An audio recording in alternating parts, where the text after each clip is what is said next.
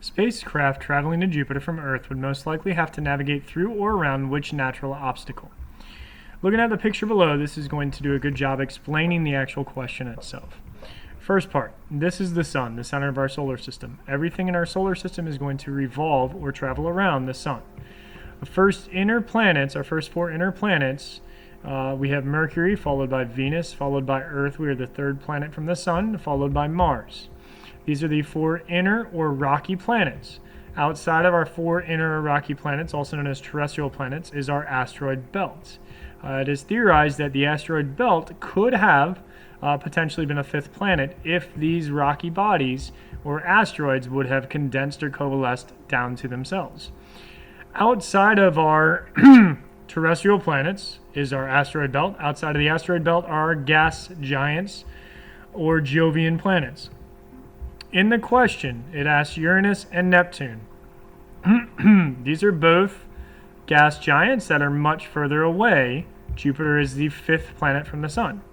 Asteroid belt is the best answer, and a comet's tail does not even address the question whatsoever. So the best answer, once again, is C, asteroid.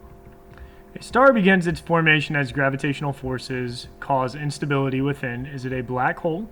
A black hole is the end of a super large or super giant star. So this would be coming after a supernova, so not the correct answer. This is an explosion. A red giant. This down here represents what a red giant is. Our star in its stable state on the main sequence is going to eventually turn into a red giant as the red giant is trying to stay alive. Unfortunately, eventually all stars will die. A supernova, this is what occurs. A super large star is going to continue to try to force itself to stay alive, and eventually it's going to explode. Upon that explosion of a very large star, you're left with basically two options. It's a black hole or a neutron star. Again, the black hole we talked about up here, this is the end of a life cycle of a star. Again, end of a life cycle or nearing the end of a life cycle, nearing the end of a life cycle. And then we're talking about a nebula or a stellar nebula. A nebula or stellar nebula is gas and dust, and that gas and dust is basically pushed together because of gravity, and over time, friction and force and pressure is going to help heat that gas that was very, very cold to something that is able to fuse, make hydrogen and hydrogen slam together to create helium. This, again, nebula is going to be the answer here. A black hole, red giant, and supernova are all end life cycles of a star. Starting with the event that scientists theorize happened first and ending with the event that scientists theorize happened last. Arrange the events in chronological order. These are test questions that are called technology enhanced test questions, and this is where you're supposed to drag and drop. Unfortunately, I don't have that ability, so we're just going to talk about the question. This picture down here talks about the Big Bang as it started, and over time, things started to form. So it's asking you which event happened first and all the way down to last. So the Big Bang definitely was the first item that caused our history. Essentially, there is one single point called singularity that, according to the theory, simply exploded, and everything now is what it is. After that, you're left with birth of earliest stars, formation of the sun, or origin of life on the Earth. The Earth can obviously not occur until after formation of our sun, but the sun was not the earliest star because other stars have already died. So that means the birth of the earliest stars comes next, followed by the formation of our sun, and the origin of Earth is the last part. In the scale of things, we are very, very young compared to everything else that has occurred.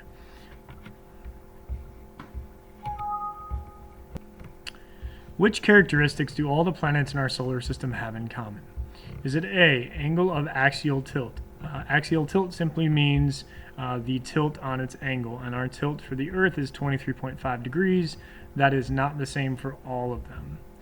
Direction of a revolution, that is how we orbit or go around the sun. Let's talk about that one in another minute. Percentages of atmospheric gases. Not all planets are going to have this same type of atmospheric gases, and some planets do not even have an atmosphere. And D, features of a rocky crust. As we talked about before, our inner planets, these are the only four that have a rocky crust. In between the fourth planet, which is Mars, and our fifth planet, which is Jupiter, we have an asteroid belt in between. These planets out here, Jupiter, Saturn, Uranus, and Neptune, are all gaseous. And we have our little planetoid dwarf planet Pluto, which is not a planet, but it does have a rocky crust. Now, let's go back to the direction of revolution. All planets are going to orbit or revolve the sun in the same rotation, in the same orbit or the same revolution, the same direction. So the best answer here is B. Why does a comet's tail point away from the sun? Is it A, the solar wind blows the tail away from the sun? If we look at this picture, and we also look at this picture, it appears as though both tails, the ion and the dust tail, are both pointing away from the direction of the sun, no matter where the comet actually is. So that sounds like a decent answer, but you can never pick the first answer that you read. You got to read all of them. It is being pulled by a nearby black hole. There is absolutely nothing in here that talks about a black hole. Just because the answer sounds interesting doesn't mean we should pick it. The moon's light only shines on part of the comet. Again, there's nothing in this statement or picture that talks about the moon whatsoever. And the comet's tail is following the path of Jupiter. Once again, there is nothing in this question whatsoever about Jupiter, a black hole, or the moon. So the only feasible and right answer here that could make any sense based on what we're given is A, the solar wind blows the tail away from the sun. Which of these best describes the composition of a nebula such as a Crab nebula? So composition basically just represents what it's made of. So Crab nebula, any nebula, is made up of basically gas and dust. So let's look at the different questions here. Large asteroids. Well, that's rocky, so it's going to be highly dense, and that's not going to be the answer here. Clouds of gas and dust. Well, nebula, or all nebula, stellar nebulas, are made of clouds of gas and dust, which when pressure is enough or large enough, fusion can occur, which is where stars form. Ice crystals. I'm not exactly sure how this pertains in this case, or planets and moons. Again, there are no planets and moons currently at this point. And nebula is made up of gas and dust. Which of these planets travels around the sun in less time than it takes Earth to complete one revolution? Again, a revolution represents the amount of time that it takes to orbit the sun. So, just as in a racetrack, if you're in lane 1, lane 2, lane 3, and lane 4, the further you are away from the center, the longer it's going to take. So Mars, which is our fourth planet from the sun, versus Saturn, which is further out, it's a gas giant, Mercury, which is our closest planet to the sun, or Uranus, which is a gas giant and further out away from this picture. It's asking which one takes the less time to complete one rotation. It has to be the planet that is closest to the Earth. Which of these measurements allow scientists to compare the brightness of stars? A, absolute magnitude. The magnitude here represents, there's two different types, absolute or apparent. Apparent represents based off of the visual, where the observer is located, or the absolute is what it actually is. So this will allow scientists to compare the brightness of all stars. Let's continue reading through though. As we've said before, you never pick the first answer. B, critical density. Critical density is basically the amount of mass and in the given volume of our universe. So this talks much more deeply about what type of universe we're in. Is it an open, closed, or a flat universe based off of the amount of critical density or density in the universe. Orbital velocity, just how fast something is going to spin, and redshift. This is going to represent the Doppler effect. Redshift, if it's moving away from you, red away, versus blue shift, which is going to be blue towards you.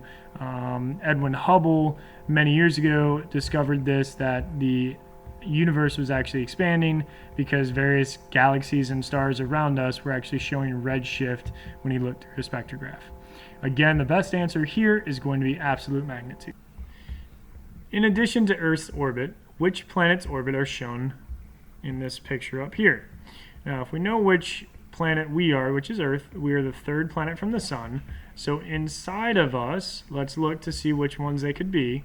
Would it be Mars and Jupiter?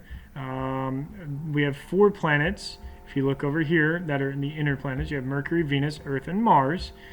So this planet here we know should be Mars. So let's look through. Okay, Mars is in the first one, but it is not Mars and Jupiter. Jupiter and Saturn, these are gas giants that are not close. Venus and Mars, as we talked about before, Venus is the second planet from the Sun, Earth is the third, and then we have Mars, which is the fourth planet from the Sun, or it's Mercury and Venus, but then there would have to be another one right here for it to be Mercury and Venus. The best answer here is Venus. And which layer of the Sun is seen during a total solar eclipse? A solar eclipse, or any eclipse for that matter, is when something is blocked out. And in this case, a solar eclipse is when the moon is going to block out the sun. Does not happen very often and not in many locations. But if we have something over top of the entirety of the sun so that it goes dark during that time frame, would it be the core, which is the center? We're definitely not going to be able to see that if something is blocking it out. Is it going to be the corona? That's the outermost gas out here. That looks to be like a decent answer. Would it be the photosphere? This is the apparent surface of the sun. I say apparent because it's a gas, so there is no true surface of the sun. It's just what we see if you can safely look through a telescope at the sunspots. Or is it the chromosphere? Which layer of the sun is seen during a total solar eclipse? This is kind of actually a trick question because during a solar eclipse, you can actually see the corona and part of the chromosphere. But in this case, the best answer has to be the corona because you're going to see more of it. Which planet has the shortest day? Day and night is caused by a rotation. So the amount of time that it takes for a period of rotation represents 1 day. A lot of times kids get confused when we talk about day and night. For a rotation, they also think about revolution. Revolution is the amount of time that it takes a planet to go around the sun once. So essentially 1 year versus 1 day. And all you have to do on this chart is simply look down and understand that rotation represents day and see which one is the smallest amount. It's not 59 days. It's not 249 days. Jupiter is 9 hours and 48 minutes to make one complete rotation, and Saturn is 10 hours, and obviously 9 hours is shorter than 10 hours. So the best answer here is Jupiter, H. Gas and dust in interstellar nebula can form. So a nebula, as we talked about before, is basically gas and dust. And over time, that gas and dust, if everything goes correctly in this extremely cool, almost absolute 0 degrees gas and dust, starts to spin and contracts upon itself, and over time, a star can form. And along with the star, also planets or a little solar system can form. So let's look down here. Stars seems to be a pretty good answer, but let's keep looking through. Comets are not going to form from gas and dust, neither are meteors and asteroids. All three of these, the comets, meteors, and asteroids, are all basically the same types of things. Small rocky bodies. A comet is basically a dirty snowball. Meteors are basically just rocks, just a little bit smaller than asteroids. I say just rocks, they're really large objects. So the best answer here is star. Which of the following best describes Earth's orbital position in our solar system? Is it A, outside of 3 smaller planets? So again, let's look at this picture over here and look at Mercury, which is our first planet, Venus, Earth, and Mars. You have your 4 planets that are your terrestrial or rocky bodied, and this answer here, A, outside of the 3 smaller planets, would represent that it would have to be in Mars's location. It is not. Is it outside of the gas giants? No. All of your gas giants are further away. Is it an outer planet? It is not one of these outer planets further away. Is it an inner planet? Yes, it's one of these inner planets, one of the inner terrestrial planets that is closer to the sun. Again, the 3rd planet from the sun. Best answer here is D. The numerous rocks orbiting the sun between Jupiter and Mars are, is it F, comets? Comets are going to have a very elliptical orbit, meaning very stretched out, and they're going to be much further away. So they're not in this location here in the asteroid belt. They're going to be in something called the Oort cloud. Is it G, asteroids? That seems like a pretty good answer because Mars is here, which is the fourth rocky planet or inner planet or terrestrial planet, which is separated by the asteroid belt into Jupiter? Is it meteorites? No, meteorite is something that contacts the Earth's surface. Is it satellites? There are a couple different types of satellites. There's natural and there's man-made. We have one natural satellite that is called the Moon. We have many man-made satellites. Some of the famous ones are Hubble Space Telescope, the International Space Station, because these are things that orbit around us and are attracted by our gravitational pull. But again, the best answer here for what is between Jupiter and Mars are asteroids, because the asteroid belt separates the inner and the outer. Go ahead. Which image below best represents our galaxy? Is it F? This looks like a spiral galaxy. Is it G? This looks like an elliptical galaxy. H, which could either be an elliptical or a irregular galaxy, or is it J? This is actually a star, so that is not a galaxy. You can tell that it's a star because of all of its pixelated kind of things moving away from it. Just represents overexposure based off of what it actually is. Now this picture over here, I hope we all understand that this is not actually a picture that anyone has ever taken of the Milky Way. We have never been out of our Milky Way. We have sent one space probe or space satellite out of our solar system, and that left back in the early 70s. So in that amount of time, we barely made it away from our little solar system, but the best representation of our galaxy is a spiral galaxy. We live near the Orion Arm. Based on the drawing above, what is the main reason that Venus would appear brighter at point Q rather than at point R as seen from the Earth?